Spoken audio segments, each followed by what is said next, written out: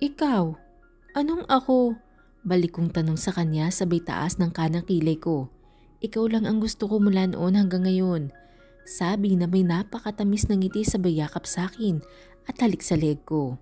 Fuck, kinilig naman ako dun. Mukhang wala ng topak si Mr. Samonte. Baby, napagod ka ba kagabi? Ha? Hindi, bakit? Buong gabi ka kasing tumatakbo sa isip ko. What the? Kala ko naman seryoso nang sasabihin. Nagsimula na naman siyang bumanat. Syempre, hindi ako papatalo. Woman power. Dami mo talagang alam, mister. Nga pala, nagpa-blood test ako kanina. Ha? Bakit? May sakit ka ba? Ano daw sabi ng doktor? Are you okay, baby? Napaparanoid niyang tanong. Natawa naman ako sa reaksyon niya. Ang sabi ng doktor, pabitin kong sabi sa hinga ng malalim. Ano daw sabi? Baby please, wag mo nga akong binibitin. Nag-aalala na ako. Kalma baby, kalma. Ano nga? Nakuha mo pa talaga akong pagtawanan? Ang sabi ng doktor, type daw kita. Napatawa naman ako na malakas sa sarili kong banat. Okay, corny. Siya naman ngayon ang hindi makapagsalita at hindi makapaniwalang nakatingin sa akin. Ha? Kala mo ikaw lang ang marunong. Baby, hoy baby. Why are you blushing? Nagtataka kong tanong. Namula kasi siyang bigla at napayuko. Baby, pwede bang kiligin? Nahihiyang tanong niya. Nagkatingin na naman kami at sabay natawa sa kalokohan namin. Wala na. Bati na kami. Habang nagtatawanan kami, inabot niya ang cellphone niya. Ini-open niya ang Facebook account niya at pinalitan niya ang status niya na from single to married status. In fairness, daming followers ng gwapong to. Di China all. What's your FB account, baby? Oh no, hindi niya pwedeng malaman. Marami akong post na pictures at videos ng kambal. Kinabahan ako bigla. Buti na lang naka-Japanese character ang FB account ko. Kaya hindi niya agad-agad masa-search. Raquel Velasquez. Agad naman niya itong isinearch. Nung makita nag-friend request siya. At in-stalk ang account. Nakalimutan niya ata na nandito lang ako sa tabi niya at nakikita ang ginagawa niya. Pinagnanasahan na naman ang pictures ko. Are you not active on your social media account? Your post was last September 23, 2019 pa. Few weeks bago tayo magkakilala. Ha? Ano kasi? Nabusy lang at wala naman akong gana mag-post. Ganun talaga siguro pag nasa adulting stage. Kabadong-kabado ako. Wag sana mabuko. Old account ko yun nung kami pa ni Justin. Pero nung nag-break kami, hindi ko na yan ginagamit. Gumawa ako ng bago at pili lang ang friends ko doon. Hindi ko na ini-add yung mga dati kong katrabaho at obviously, si Justin at Elisa. Mukhang na-convince ko naman siya sa paliwanag ko. Nagpatuloy lang siya sa pag-stalk sa account ko. Pinupusuan niyang bawat pictures ko. Wala na doon ang mga pictures namin ni Justin. Syempre, bakit ko pa ikikip yun? Sana lang talaga nabura ko lahat ng pictures namin at walang naiwan. Baby, get your phone and accept my request. Ayoko nga. Baka itag mo ko eh. I want, okay? Please, baby. Okay, pero mag-CR muna ako. Agad naman akong tumayo at dali-daling pumasok sa banyo. Tinawag niya pa ako pero hindi ko na siya pinansin. Inilag out ko muna ang new account ko at ni-remove. Pinalitan ko ng old account ko. Nakahide na rin sa isang app ko yung mga pictures at videos ng kambal. Sa pagiging possessive ni Drin, hindi malabong kalikutin niya ang cellphone ko.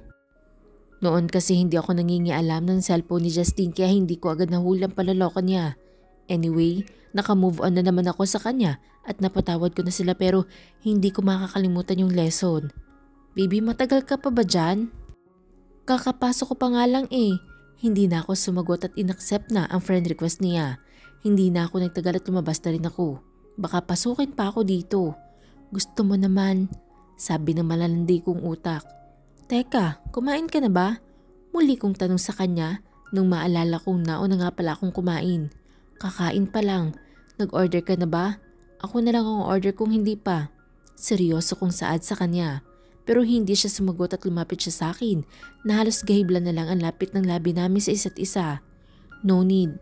Nandito na sa harap ko. Nangaakit niyang bulong sa akin. Sabay ngisi. Hindi niya ako binigyan pa ng pagkakataon na magsalita at agad na akong sinunggaban ng halik. Hindi naman ako nagreklamo at ikinawit ko na rin ang braso ko sa batok niya at nakipaglaban ng halikan sa kanya. Habang walang patid ang halikan namin ay gumapang ang dalawang kamay ng asawa ko. At muli kong ipinaubaya ang sarili ko sa kanya. Masaya namin pinagsaluhan ang gabing iyon. Kinabukasan maraming activities na ginawa si Drin sa labas. Hindi na ako sumama. Buong maghapon ako nagpahinga sa aming kwarto dahil sa naganap na bakbakan kagabi. Pinadalhan na lang ako ni Drin ng breakfast at lunch sa aming room dahil mas gusto ko pang mas manatili sa room namin ng araw na yun. Nung maggagabi na, kumain kami sa seafood restaurant niya. Nagpapahinga na kami ngayon. Nakaunan ako sa kanang braso niya at kakatapos lang namin mag-shower. Habang nagkukwentuhan kami, nag-notify ang cellphone ko. Agad ko naman yung chinek. Merong nag-friend request doon sa old account ko. When I check it, si Ray pala. Napaisip ako bigla. May bagong account ba siya? O nasama ba siya sa na-unfriend ko? Or baka ako ang in-unfriend niya? Pagkakatanda ko kasi friend naman kami sa FB. Dahil dati ko siyang manliligaw. Delete it. Sa pag-iisip ko na wala na sa isip ko, nakatabi ko nga pala ang aking asawa. Pero bago ko man nagawa ang utos niya, nag-notify ulit ang FB. New message received. Hindi ko sana isisin kaso parang dating snatcher tong asawa ko. Naagaw agad ang cellphone sa kamay ko. Hi Rocky, this is my new account. Hindi ko na kasi mabuksan yung isang account ko. By the way, nice meeting you again. Hoping we can meet again since we're both living in Manila na. Who's this? Ha? Classmate ko nung college. Are you sure na classmate mo lang to? What do you mean? Ex-boyfriend o nanligaw sa'yo? Hindi ko siya naging boyfriend. Nanligaw lang. Lalo namang sumama ngayon ang anyo niya. Ano ba yan? Gabing-gabi na naman papaamo ako ng dragon. Napakasiloso naman itong asawa ko. Hoy Mare, bakit ilang araw ka nang wala ha? Tanong ni paring Joe. Oo nga sis, nag-aalala kami sa'yo. Hindi ka pa namin makontak sa messenger. Sambit ni Maring Letty na ngayon ay asawa na ni Joe. Umuwi kasi ako sa magulang ko. Iniwan ko muna sa kanila ang kambal ko. Wala na kasi mag-aalaga. Pagsisinungaling ko. Ganun ba? Bakit si Yas? Hindi na ba siya pwede? Tanong ni Maring Letty. Bago pa man ako makapagsinungaling ulit, may dumating na. Si Sir James. Good morning, Ma'am Raquel. Pinapatawag po kayo ni Sir Drin sa opisina niya. Pakidala daw po ng report na hinihingi sa inyo. Ha? Ngayon na ba talaga? Ang aga naman mag-inarte ng asawa ko. Sa isip-isip ko. Yes ma'am, kailangan na daw po yung i-discuss. Hatid ko na po kayo. Okay. I know just lang yun ang asawa ko. Pero nagdala pa rin ako ng folder na kunwari nandoon ang report na hinihingi niya. Pagkapasok ko sa opisina ni Drin ay wala siya doon sa swivel chair niya. Nasaan na naman kaya yun? Sir Drin? Nakailang tawag na ako sa kanya pero walang nasagot. Tatampo pa rin kaya yun hanggang ngayon? Lalabas na sana ako nang biglang bumukas ang isang pintuan sa may bandang dulong bahagi. Ano yun? Ngayon ko lang napansin na may pintuan pala doon. And where are you going, Mrs. Samonte? May pagbabantang tonong tanong niya. Mukhang bagong ligo na siya ngayon. Basa pa ang buhok niya. Ako lang mag-isang pumasok kanina. Sabi niya dito na lang daw siya matutulog para habulin yung mga naiwan niyang trabaho after nung kasal namin. Akala ko wala ka, kaya aalis na sana ako. Pinatawag mo raw ako? Umupo siya sa kanyang swivel chair at malagkit na pinagbasdan ako na para ako masarap na potahing nakahain sa harap niya. Ayan na naman yung mga tingin niya ng yan. Come and sit here. He's pointing his lap. Kagatlabi naman akong lumapit sa kanya. Nakasunod ang mata niya sa bawat hakbang ko palapit. Pagkaupo ko sa lap niya ay agad niya akong niyakap. I miss you. I'm sorry hindi na ako nakauwi sa dami ng tinapos kong trabaho. Alam mo namang malapit na ang launching ng new product namin. Nakaramdam naman ako ng awa sa kanya. Ramdam ko yung pagod niya at parang wala pa siyang sapat na tulog. I miss you too. Naiintindihan ko naman. Anong oras ka nakatulog? Nag-almusal ka na ba? Nag-aalala kong tanong. I don't know, 5 a.m. I guess. Nag-coffee lang ako this morning. 5 a.m.? Meaning 3 hours pa lang ang itinulog mo? 8 a.m. pa lang ngayon. Yeah, inaantok niyang sabi. Saglit lang baby, sasabihin ko kay James na magpa-deliver ng pagkain. Maya-maya pa'y nakarinig ako ng katok. Yun na atang pinadeliver ni James. Ma'am, ito na po yung order mo na almusal. Sambit ni James. Okay, salamat. Ako na lang magpapasok. Sinirat inila ko ang pintot tumungo sa mini pantry. Habang inihahanda kong pagkain ng asawa ko, biglang may yumakap sa akin mula sa likuran. Tama na yan baby. Maupo ka na rito at mag-almusal. Masunuri naman ang asawa ko, umupo din siya at sinimulan na ang pagkain. Pinipilit niya ako na kumain kaso busog pa talaga ako, kaya sinamahan ko na lamang siya at kinuwentuhan. Ilang araw na rin, simula nang umuwi kami galing Batangas. Katakot-takot pa na siyuan ang ginawa ko. Para lang hindi na siya magselos kay Ray. Pinaliwanag ko naman na nakaraan na yun at hindi pa kami magkakilala nung time na yan. Kaso busangot pa din siya. Bakit daw nagpaparamdam na ulit si Ray? Baka ligawan daw ako at magkagusto daw ako at kung ano-ano pang pag-overthink malala niya. Siguraduhin ko lang daw na hindi ako makikipagkita doon. Nakablock na rin si Ray sa messenger ko at syempre, kagagawan yun ng siloso kong asawa. Whatever kung saan siya masaya. Kaloka siya magselos. Daig pa niya ako. Ang dami niyang pang sinasabi na kung ano-ano. Ang daming bilin. Para siyang bata na nagtatampo. Ang dami niyang rants. Hindi na nga ako nagsasalita o nagtatangka magpaliwanag kasi lalo lang humahabang usapan. Dahil naririndi na ako kakarant niya ng mga ikinaseselos niya. Matapos kong asikasuhin ang asawa ko, nagpaalam na rin ako na babalik na ako sa station ko. Ayaw pa sana akong payagan. Sinabi ko na lang na babawi na lang ako sa kanya pag-uwi. Bago mag-out, dumiretso muna ako sa banyo para mag-ayos. Feeling ko, ang haggard ng itsura ko. Sa basement na nakalaan lamang para kay Dirin kami magkikita. Habang nag-aayos ako, nakita ko sa salamin ang paglabas ni Elena sa isa sa mga cubicle. Lumapit din siya sa salamin para mag-ayos. Nagkatinginan kami. Nginitian ko siya pero tinaasan niya lang ako ng kilay. Yan ang napapansin ko palagi sa kanya. Jolly siya sa harap ng ibang tao. Pero pagdating sa akin, hindi siya ngumingiti or iniirapan niya lang ako. Hindi ko alam kung ano bang problema niya sa akin. How does it feel? Sabi ni Elena. Napatingin ako sa paligid kasi baka iba pa lang kinakausap niya. Ako ba ang kausap mo? Inirapan naman niya ako.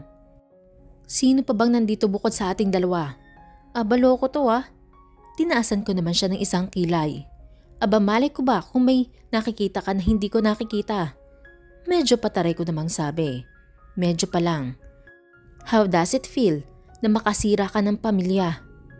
Anong pakiramdam na malaya kang palakad-lakad tapos ang pamilyang sinira mo ay malabo na mabuo at may isang batang nawala ng ama? Napakunot naman ang noo ko sa sinabi niya. Nakadrugs ba to? Pinagsasasabi mo girl, are you sure na ako talagang kinakausap mo? Nagtataka kong sabi. Paano naman ako makakasira ng pamilya at kanino namang pamilya sinisira ko kuno? Mas lalo namang sumama ang timpla ng mukha niya. Halatang nagpipigil siya ng galit. Problema nito. Talagang nagmamaang-maangan ka pa ha? Ganyan talagang linyahan yung mga kabit. Gigil niyang sabi sa akin. What the fuck? Ako? Kabit? Wow! Just wow! Ako nga ang niloko noon tapos ako pa ngayon ang kabit? Kinalma ko ang sarili ko. Hindi ko siya papatulan hanggat maaari. Hindi naman totoo ang ibinibintang niya sa akin. Nakakahiya sa asawa ko. Ayoko madabit siya kung sakali.